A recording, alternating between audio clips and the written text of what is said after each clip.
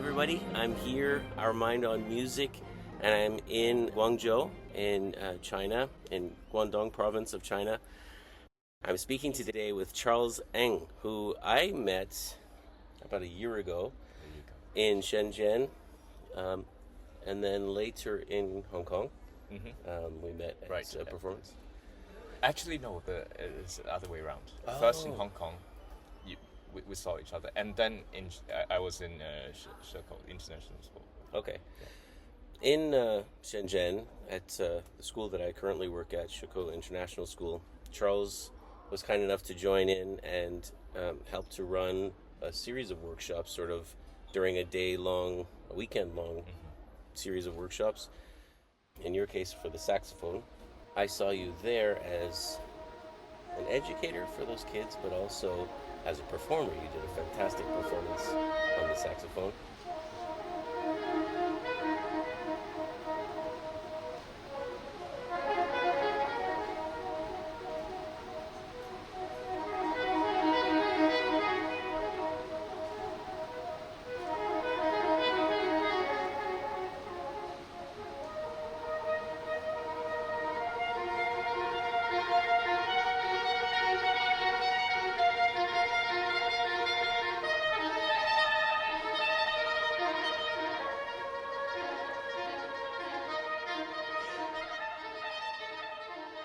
This weekend, we're at the American International School in Guangzhou. Charles is our guest conductor for the Wind Band Festival that's happening here this weekend.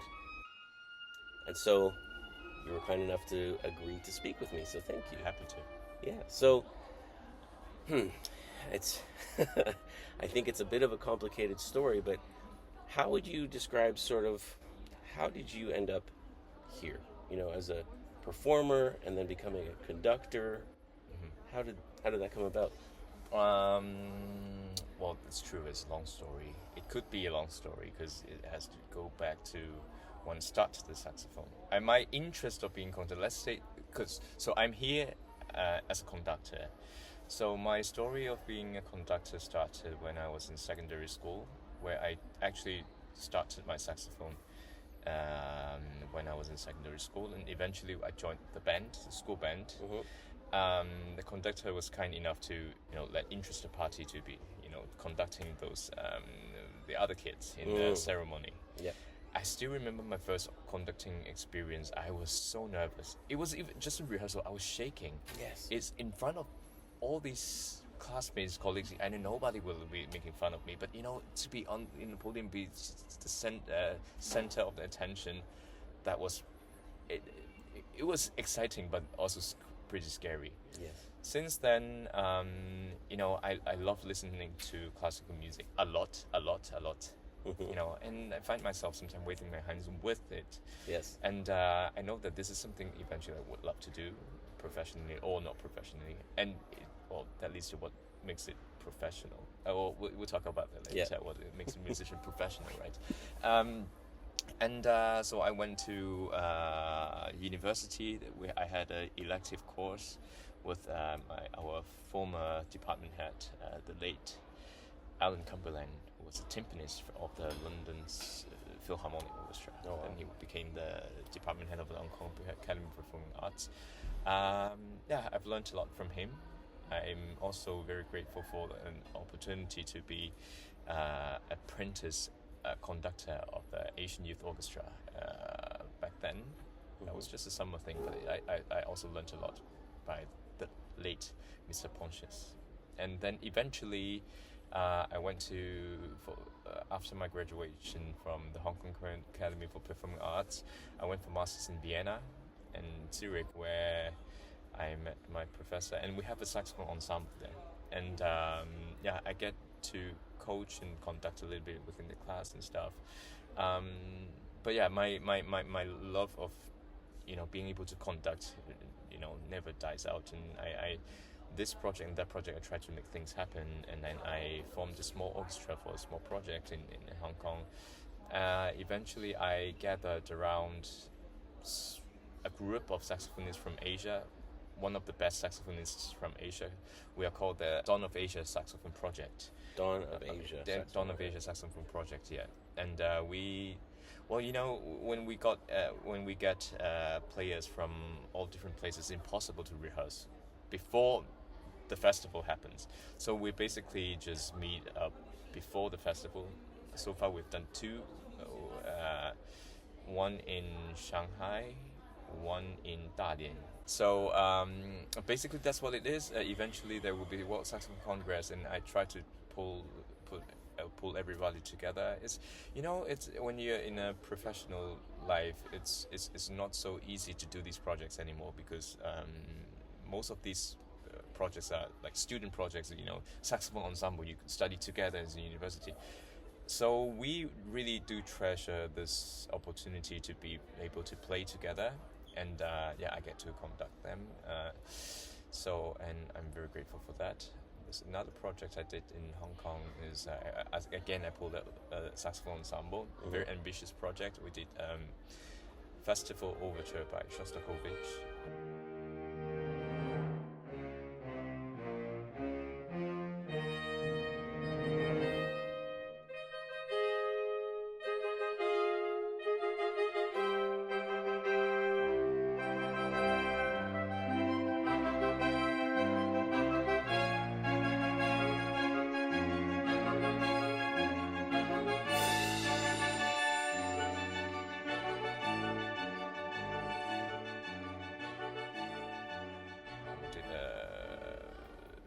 Rupert in Blue was an amazing pianist from Hong Kong, very respected pianist, Nancy Liu. We did clarinet part. Yeah, well, it was alto saxophone. Oh, yeah, okay. And it was done beautifully. Wow. Yeah, the glissando. Cool. And the second half of the concert, we did the Right Offspring with full percussions and everything. It was absolutely beautiful.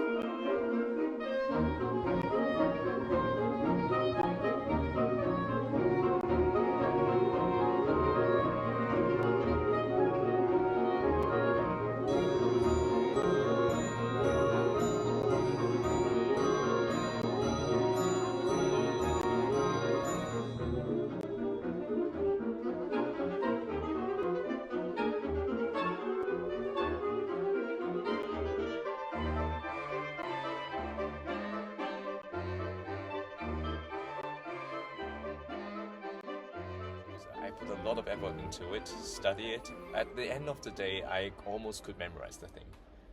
There's a lot. That's a lot of work to put into it, but it's challenging, and also throughout these projects, because as a conductor, you don't get to practice with your instruments a lot. As in, you wave in the air, nothing comes out. It's not. I'm not Harry Potter. We do joke about the baton being the magic wand, but actually, yeah, exactly. So I grow as a conductor every time I get the opportunity to conduct. I do things, and then people, my players react, and then I learn from them as well. Yeah. And so that's basically my path as a conductor. Now and then I conduct and host session rehearsals for different concert bands. Yeah, so that's pretty much that. So this, what we're doing here in Guangzhou this weekend, we have, I believe it's 5 schools from this area, including Shanghai, which was a flight to come in here. So from Shenzhen, Macau, Guangzhou, Shanghai, and how many students are in the actual band? 30-ish, 40. I don't know actually. There's at least 10. There are 10 clarinets, 7, 8. Almost as many flutes, yeah. Yeah, exactly. So that's already almost 20 of them, and then I would say saxophones are 5. It's 25. What was it? Yeah, 30, 40, ranging from 30 to 50. Yeah, I was going to say 60. So yeah. Let's say 50. So roughly 50 students. Like, is this a full band? Oh yeah. So, is this something relatively new for you to be working with a band of this size, or just for this age, or I don't know? Well, the thing is, my first conducting experiences with such a full band, because I was so yeah.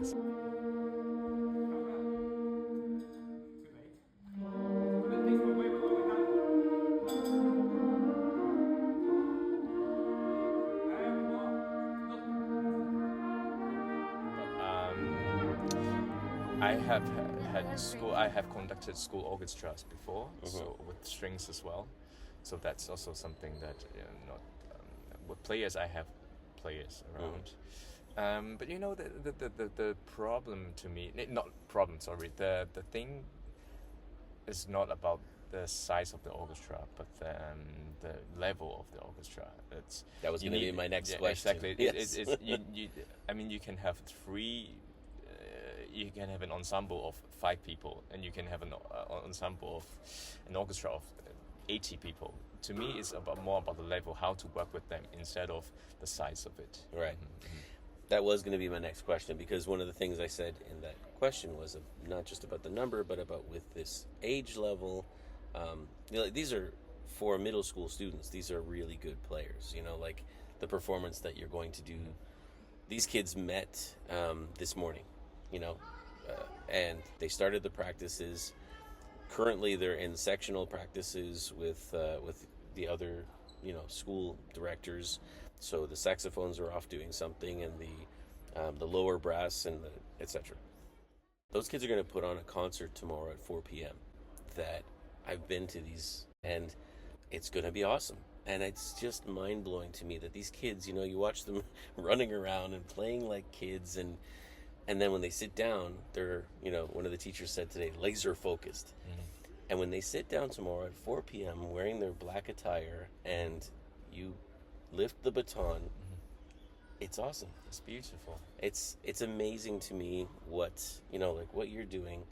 Because part of that thing is they're young kids, right? So even though they're good at these instruments already for this age, they're kids, and right from 5 minutes in, you're already starting to develop a trust with them. How we talked about this a little bit earlier, but how conscious are those things that you do that are spoken, some of them unspoken? Like I talked about the way, Charles is standing sideways towards the band. And when that happens, like I'm sitting in the audience and I know, or I'm sitting behind the timpani, something's going to go boom. There's going to be an explosion. And then for the softer moments, it goes piano, and you turn to face straight on, and the kids know this is a softer part of the music. How conscious, or to what extent is that conscious? Before I get to this, I want to add that I am very experienced in playing in a concert band. So being so experienced, I would say that I'm very experienced in playing in a concert band and being able to work with different conductors. I know exactly what I want to see as a player. And I know exactly how I'm reacting to players, and I know when I see a bad conductor, my eye rolls. It's actually I do a little conducting, but nowhere near like what you're doing, honestly. And I actually learned this morning, like I said, I realized my feet are like stone when I stand when I stand facing, in my case, the strings ensemble. I use my hands a lot, but my feet and my position never. I don't think I've ever stood sideways, and it's so effective. For concert bands, wind orchestras, we have a lot of repertoire of marching music and stuff going on. So I'm not sure if that's the reason why some of the conductor develops a habit to beat a lot. Yes. But I as a player, I feel like we don't have to do that all the time. And with if you want a metronome, you have a snare drum. That's what I did with the students just now. I started 2 measures, and then they follow the snare drum perfectly. So my function as a conductor there is not only a metronome. You need a metronome, you can find one elsewhere, right? So I try to, as from my experience as a player in the orchestra, I want to be involved. I want to play with the conductor. So I try to do that, integrate that idea a little bit in my gestures, to let them feel what I'm feeling with them. And that comes to being a professional musician. I am also a very experienced, I would say, performer. I played a lot. I performed a lot. It was with my group. We a group called Five Sax. We're based in Vienna. You can check it out. We played a lot of concerts. And there were once we were in the States. We were touring for 3 months. Road trip-ish kind of traveling. And I can say I'm quite confident that I've been to more places in the States than a lot of Americans. Because there are strange places that you would never go there, but we've been there because we're traveling. Yes. I remember that when I was playing in a band back just after high school. In my case, it was a rock band. And we played in Ridgeway, Ontario, which is close to Niagara Falls, but not at Niagara Falls. Right. Most people that I tell that to, who are from, from Toronto, let's say, never heard of Ridgeway. We played there more than once. You know? So getting back to the performance side, to me, when you're on stage, everything counts. Not only the level of your playing, but your facial expression. Nowadays, people don't listen only by their ears, but also with their eyes. And same for musicians. You can be an amazing conductor. You can tell them about all these amazing knowledge backgrounds but if they don't feel you, it is nonsense. You don't resonate with them.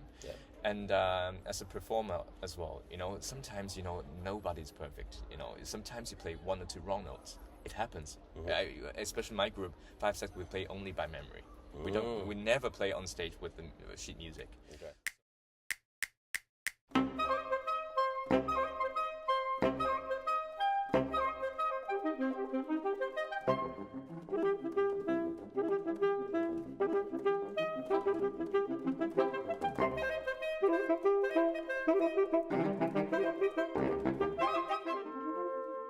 We're here at the beautiful Musikverein in Vienna, and we're getting ready for our new show called In Time. We've been working on it for a really long time, so we can't wait to finally put it on stage.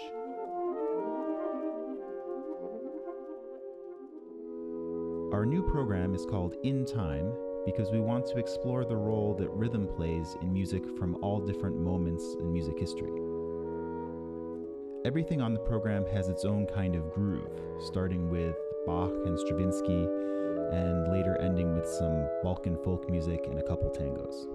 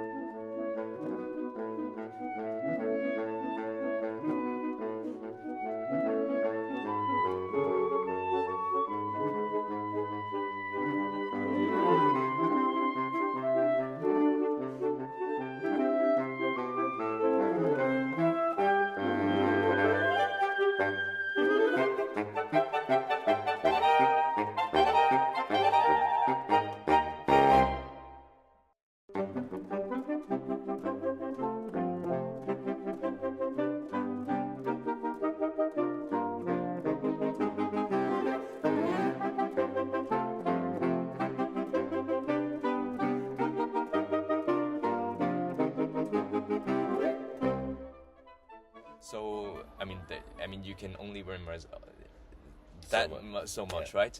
So sometimes when you make one mistake, doesn't matter. You need to be convincing enough on stage. So I managed to, I have a good control of my Poker facial face. Poker face is not. No, that's what I meant. Having always a poker face is not necessarily good. No, I was just I know. Exactly. Exactly. So, in just now in the rehearsal, I really wish my gestures and expressions and all are not over the top, so that I don't distract them while still give them something to think about, and not think about, sorry, they don't have time to think, but to react right away with me. Well, that was one of the things I noticed. So one of the pieces that they'll be performing tomorrow that Charles is practicing with the kids, it's selections from Harry Potter, right?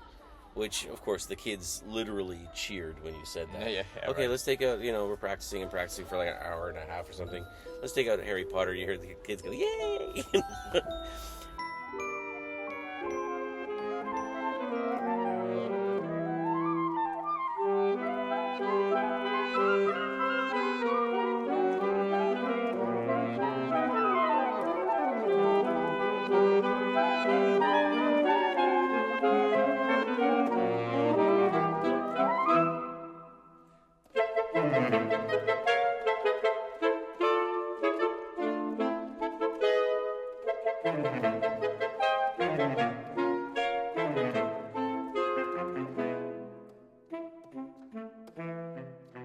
But there was a moment where I noticed the baton movements that are really fluid, so with the baton, for those who don't know, when we go downwards, that's the first beat, second beat, third beat, fourth beat. But there's a lot more you can express through those motions just by doing this, bounce your hands a little bit so that when you hit that change of direction, let's call it, the kids can anticipate it. And also, when I go here, kids know, even if they just glance up for a second, where are we? They know we're on the third beat of that measure, right? And I noticed those were the types of things that were happening. So that was my initial question. How much of that is really because of your experience as a performer? How much, when you're doing that, is that very conscious, that you know what you would want to see? Or how much of it is just like, it hits you at the moment and you feel like that's what I need to do? It's instinct, but this instinct comes from the experience I've always had. So it's both. Right. When I feel the music this way, I can do this. Right. And when you're doing a march, you cannot do this. Yeah. unless, for example, there's some march, there's some top melody there. Yeah. And there's, because in a composition there are different levels or different structures of things. There's the kang kang kang kang kang. There's the marching part, and there could be a melody on top. Do do do do do do do. So you can't do both. You can't do da da da da. It's just awkward. Your brain capacity is just you can't split. Well, and also the band wouldn't know. Like, it would be confusing to know what to look at. You have to exactly. Visually, you have to convey a message. Exactly. What message? Exactly. So when I can't really give examples here because it would be strange that when I sing something and then it's just chaos. But you can imagine when there are some parts that are very rhythmical, you just do it rhythmically, and then eventually you want to articulate some of the aspects of the music, phrasing and all. You do that when you know the tempo is stable, when you know that the accompaniment is just there and they don't need more help, then I can paint. Right. With my baton, with whatever, and not to be too distractful. So, with more professional orchestra, of course, sometimes you don't even need a conductor to be there. You just they show one hand, and then, anyways, the musician goes autopilot. Yeah, but yeah. I would say though, like these middle school kids who, a lot of those kids don't have the opportunity to play in such a large group very often. But there was a moment, and I hope I caught it, because I was trying to video some of it. I did some.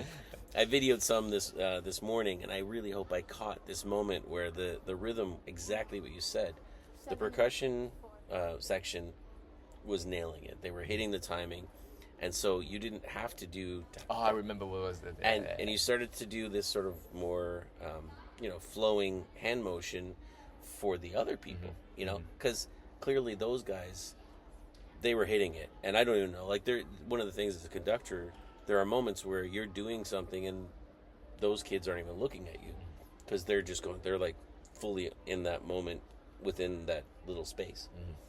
But the other kids, closer to you, needed to know that it still had to flow over top of that. Exactly. Which I remember the first time I saw. I'm going to show a little a little snippet of a score that we look at as conductors.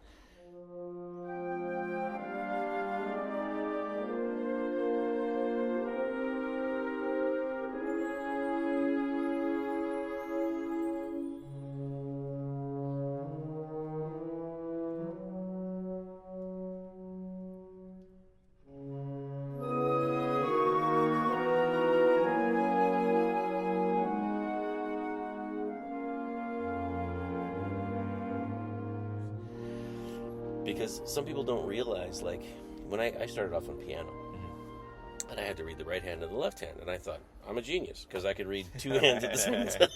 You know, it's like the kid... It's like juggling when you're riding a bicycle. Yeah, you know, but this is like juggling while you're riding a bicycle, playing guitar, chewing gum, and talking to your friend on the phone at the same time. Because you're reading... Your eye can't look at the whole score, or at least my eye can't look at the whole score at one time. But I know when I need to look at the timpani line, or the violin, or the... Well, that's a preparation.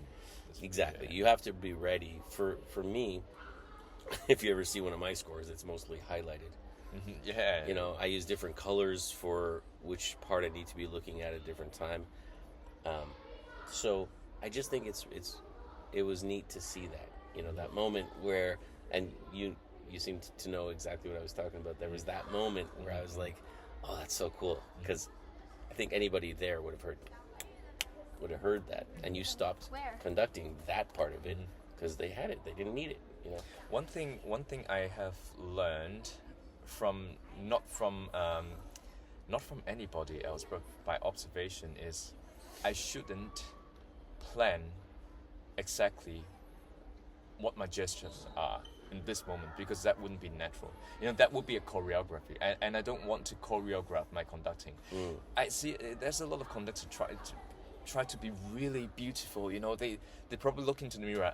I'm not naming people, I'm naming names, but then, you know, you look into a lot of conductors I saw, they looked into the mirror and they thought they're looking like a maestro, you know, all these movements, but it's detaching themselves with what's actually happening, right. and they're just doing all these gestures without any purpose, and I don't like that. So that's why when I practice conducting, I look into the mirror, but then I practice a different patterns that I think it would work, and eventually I connect those things and then apply them in the real situation, instead of just really choreograph every time. This I have to do this and do that. Right. That just doesn't feel natural to me. And really, I mean, it makes sense, because it's like improvising. When I play a guitar solo over top of a chord sequence, I have an idea. First of all, I've built up this toolkit of choices that I can make, right? But then, who knows what's going to happen? The drummer speeds up, or the bass player starts to play a little more active because they feel that at the moment. I can't go and do my really busy solo over top of a really busy bass unless that feels right. But I mean, very often, the more the bass player plays, the less I'll play, kind of thing, you know?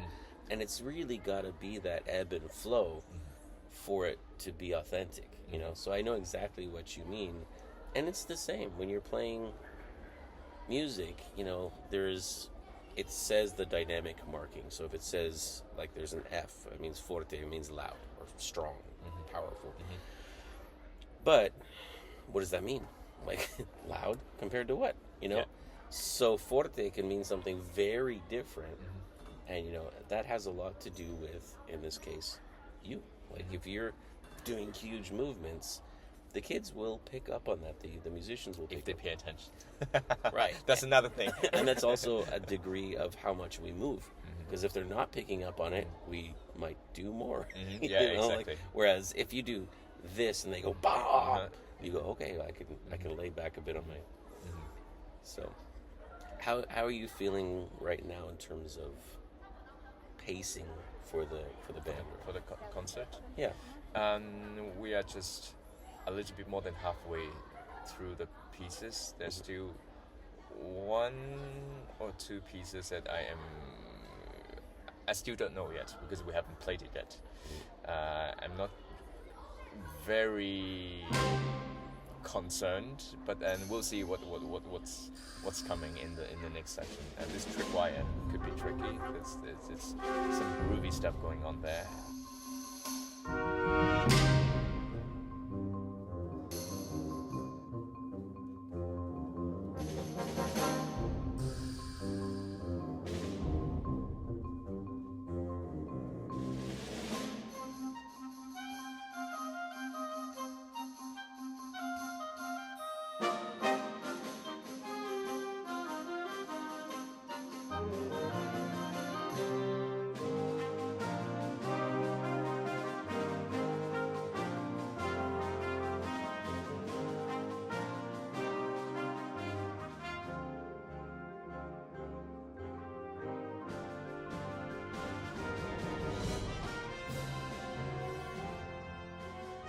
We rehearsed this festival this morning. We spent a lot of time on that. It's funny. I told everybody that we're just going to go through it, and then I will have an idea what's going on, and then what to work on, right? And before the rehearsal, I said I'll try not to stop. In 6 bars, I stopped. I said, "I'm sorry, we can't go on." But we literally cannot because it's just off. And then what can you do? I'm sorry, we just have to stop. I try so hard not to do that. When I start with a group, I try not to tell them this is exactly what we're going to do because, like you said, like you don't really know. You said, I have this habit to stop, and I'm gonna try really hard not to stop. 6 measures in. I almost laughed myself. I was chuckling in the audience a little bit, not like laughing at you or your situation. I was just like, because I know I've been there. Okay, guys, I'm not going to say anything. We're just going to go, and then they go, and you go, I gotta talk. Promise broken. Blue. I love this piece. Okay. Again, I picked this piece. I just briefly heard it once before actually digging into to the score too much, and I was like, okay, this is a nice piece to work with. And I just briefly looked into the scores, and it doesn't seem too difficult. It's nice things to work in, great for the program and all. And sent the list to our colleague Peter. And the first time I really listened to it, I was like, wow, this is actually a very nice piece. With some, I don't know if it's coincidence or not, some influence from Debussy even. I've heard this. So, da, da, da, da.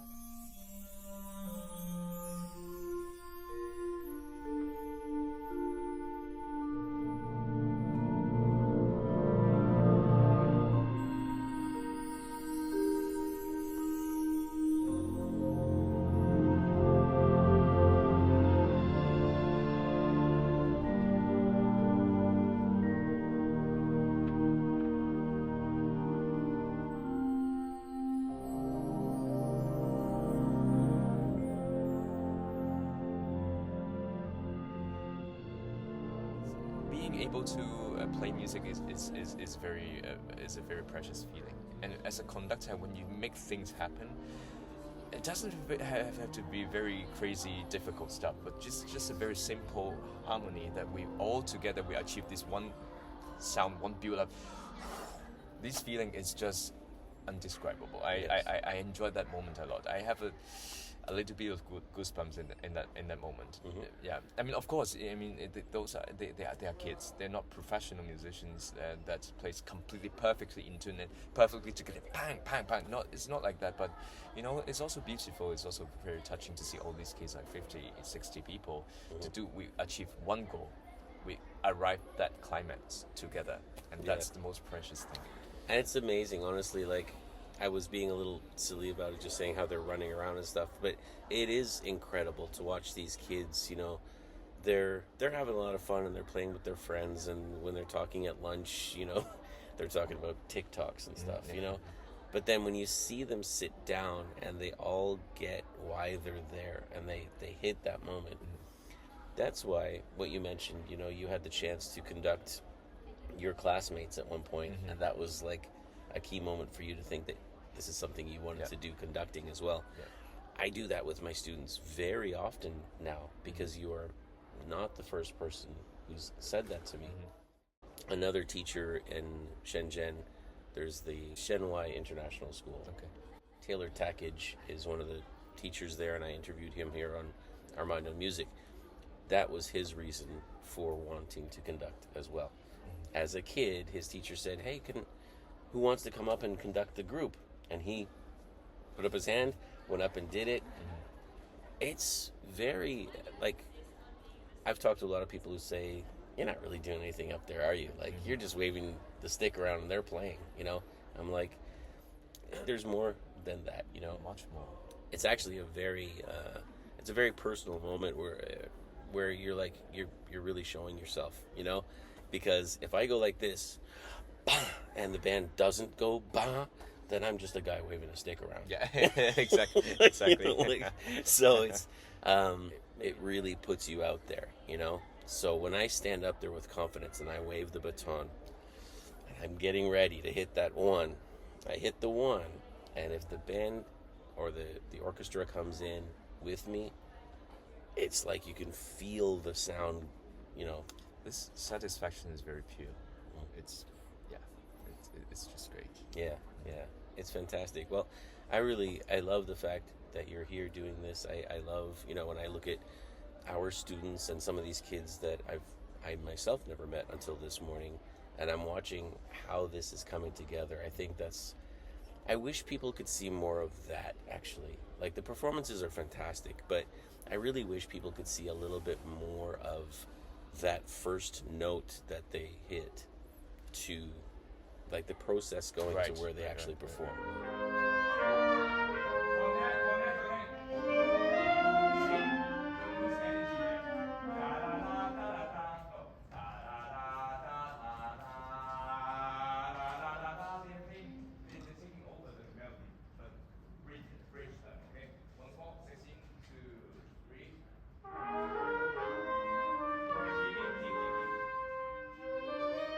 Because I think if people saw more of that, they'd understand. They'd be like, wow, it's a lot of work. It's a lot of focus. It's a lot to ask of a 12-year-old to be here for 2 days straight, you know.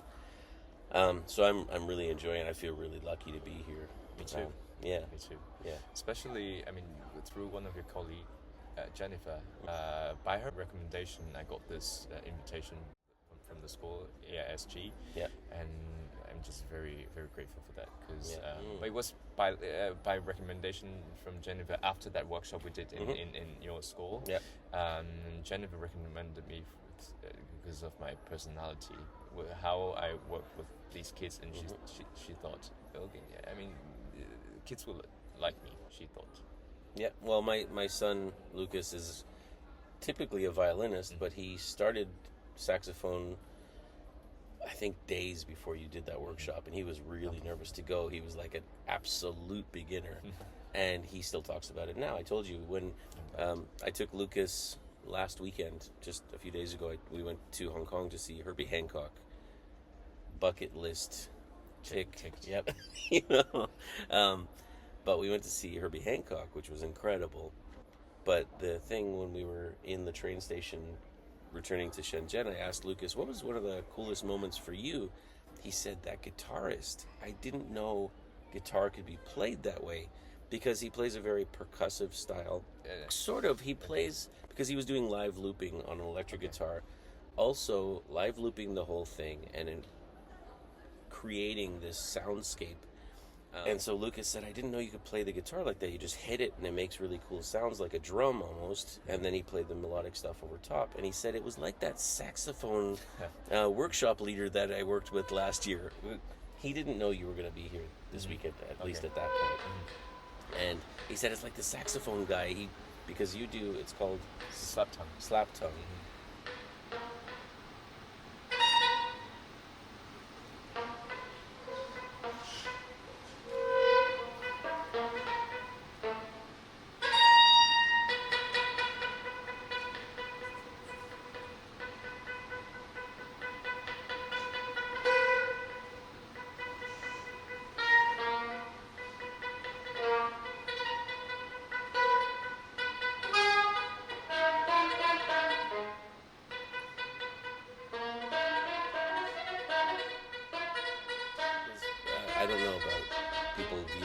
this, but for me, I had never seen or heard quite that before. How would you describe that technique? It's well, actually, some of the kids when they start playing the saxophone, when they are doing the wrong articulation, sometimes they accidentally did this slap tone. It's very difficult to describe it. But let's say you create a suction between the reed and your tongue, and so when you pull it, it bounces back, and hence there's this slap. Yeah, it felt to me like you were almost beatboxing through the saxophone. I had seen somebody do something like that through a flute before. I used to play in a band in Qingdao, in Shandong province, also in China. He was doing like a beatbox flute. I'd never seen it done with the saxophone, and also the way that you presented it. You kind of walked in, there was a very theatrical aspect to it as well.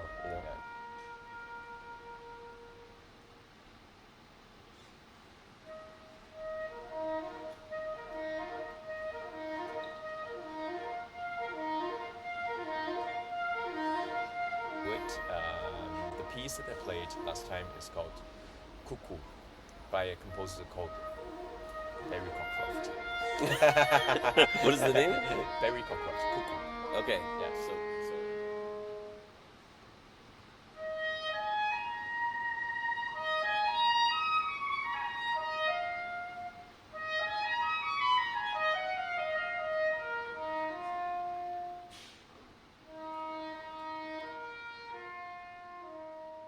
Like I said, that was a year ago now, and my son is still talking about. He's still referring to that when he sees this guitarist play.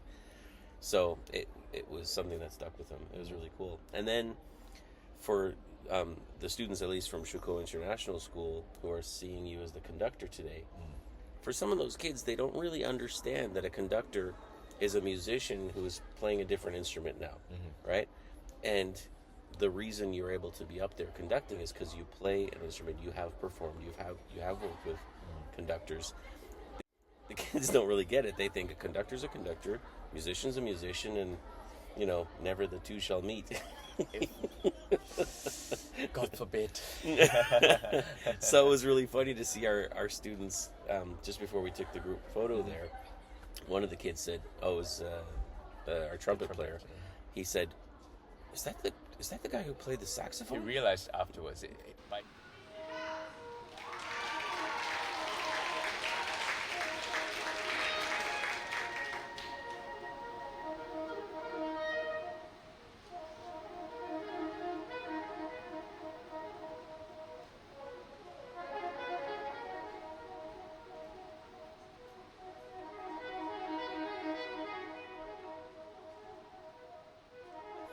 wasn't so much that they didn't recognize you; it was that it couldn't be you because you're a conductor. Right. Do you know? In his mind, he had compartmentalized. Right. So, I think that has an aspect to this specific festival that those kids are going to make that connection. Wait a minute, conductors are musicians too? Who knew? Right. How strange it is. It's like when kids see me at the grocery store. When I taught younger students, and they see me at the grocery store, and they realize, wait, you go get groceries? Teachers have groceries? What? And it's conductors are musicians.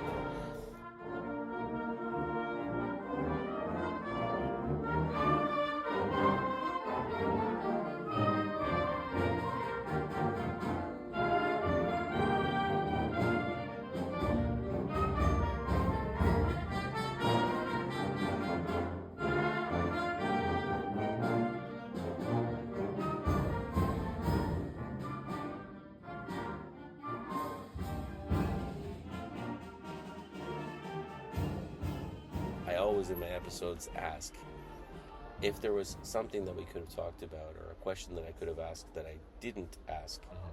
Was there something that you wish we had talked about at this point? Because we could. I have nothing in my mind right now. But one thing I would like to add is I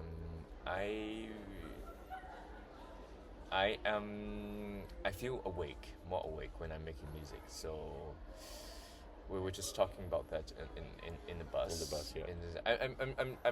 I'm bringing this up not because of, you know, the reason why I'm bringing this up is I just want to tell you guys how much I appreciate to be able to make music, the opportunity to make music, and it's really big part of my career, and the biggest reason why I'm doing what I'm doing right now is that, you know, 3 days ago I flew back from Zurich to Hong Kong, came straight to Guangzhou.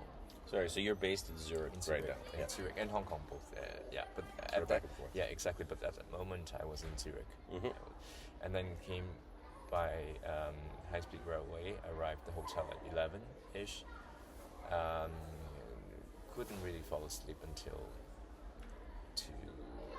1-ish, and then 4 hours later, you know, we had the first class already. I need to wake up and be prepared and then get some breakfast. Okay, so first night I get 4 hours of sleep.